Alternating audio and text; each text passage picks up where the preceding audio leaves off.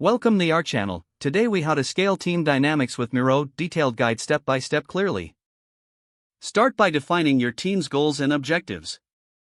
Identify the specific dynamics you want to improve. Invite all team members to join the Miro board.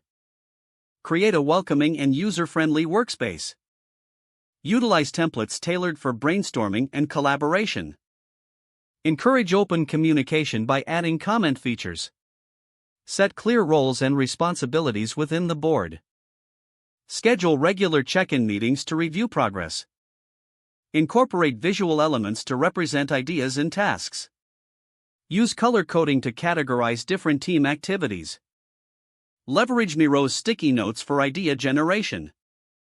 Facilitate team workshops to foster engagement. Capture feedback continuously to monitor team dynamics.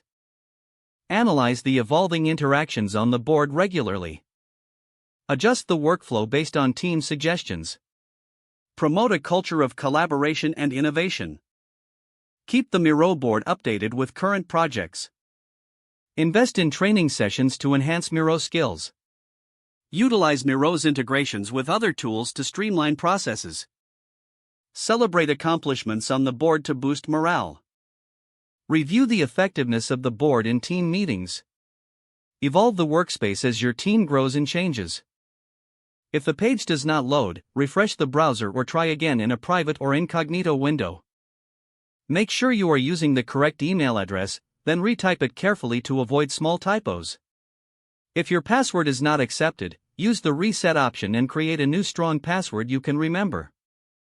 Check your spam folder for verification or security emails, then complete any requested confirmation steps. Enable two-factor authentication if available to improve account security and reduce unauthorized access risk. After signing in, review your profile details so your contact information and settings are accurate and current. Don't forget to like this video and subscribe to our channel for more step-by-step tech guides.